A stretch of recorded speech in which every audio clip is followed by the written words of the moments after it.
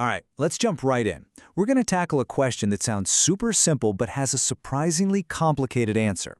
When you're chasing something, at what exact moment does it actually become yours?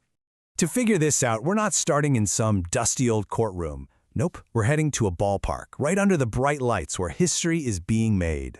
Picture this. It's October 7th, 2001, at Pac Bell Park in San Francisco. The energy in the stadium is just electric. You can feel it. Why? Because the legendary Barry Bonds is stepping up to the plate. And then, bam! The crack of the bat echoes through the park. The ball just soars. That's it. His 73rd home run of the season. A brand new record. And you know what? It's one that's probably going to stand for a very, very long time. So that baseball, which is potentially worth over $1 million, flies into the stands and just vanishes into this chaotic mess of fans all scrambling for it. So the question is, who actually gets to keep it? Who has the legal claim? Well, to solve this very modern $1 million problem, we've got to rewind the clock, like way back. We need to look at a landmark case from 1805 called Pearson versus Post. Okay, let's get into this classic story. It's all about effort versus outcome. And our setting isn't a packed stadium, it's a huge, empty beach back in the early 1800s. So on one side, you've got Lodewick Post. This guy has done all the heavy lifting, right? He's on his horse, he's got his dogs, he's been chasing this fox all day long. And then there's Pearson. He just kind of stumbles upon the scene, sees what's happening, and at the very last second, swoops in, kills the fox, and walks off with it. Seems pretty straightforward, right? Well, as you can imagine, Post sued, and the case went all the way to court, raising a totally new legal puzzle, which Justice Tompkins summed up perfectly right here. Did Post's chase, just the pursuit alone, give him ownership, even though he never actually laid a hand on the fox? So the court started with something they could all agree on. A fox is a wild animal. The fancy legal term is fere naturae.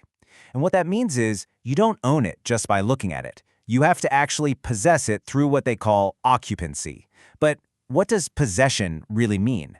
That was the entire debate. And this right here is where it all gets really interesting, because the case splits into two completely different ideas about how the law should work, and it's all embodied by two different judges. So on one side, you have Justice Tompkins, who wrote for the majority. He was all about digging through old legal books to find a clean, simple rule. But on the other side, you've got Justice Livingston. He wrote this really powerful dissent arguing, hey, let's look at what's actually fair and what hunters themselves would do. You see, Tompkins was worried about one thing above all else: preventing chaos. He just imagined this world where simply chasing something meant you owned it, and he saw it leading to nothing but endless arguments and lawsuits. He wanted a rule that was black and white, no gray areas. Livingston, though, he had a totally different view.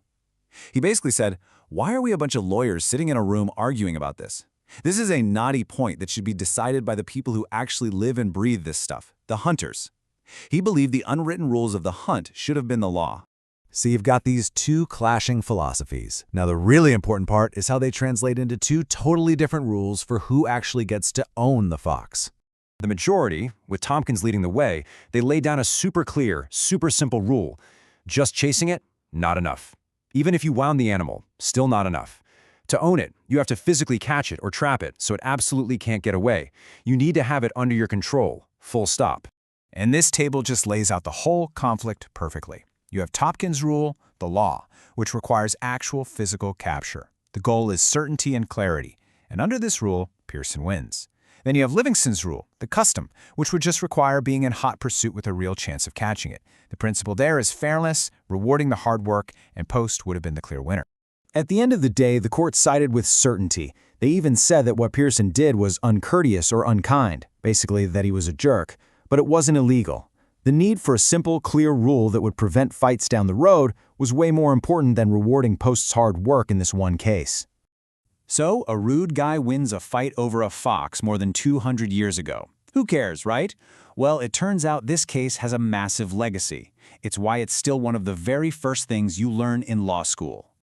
I mean, the impact is just huge. This idea, which we now call the rule of capture, didn't just stay on that beach. It became a bedrock principle in American property law. It's been used to decide who owns everything from whales on the high seas to vast resources like oil and natural gas, and yet, even that million-dollar home run baseball. The lasting legacy of that little fox is this powerful, simple idea. Possession isn't about effort or wanting something. It's about clear, undeniable physical control. It might not always feel fair, but boy, is it clear. And that brings us all the way back to today. Because in our world, the things we chase are often things you can't touch. Digital goods, data, intellectual property. And that 200-year-old tension between fairness and certainty is more relevant than ever. When does the hard work of creating something become enough to say you own it? It really leaves us with a big question for the future. When is pursuit finally enough?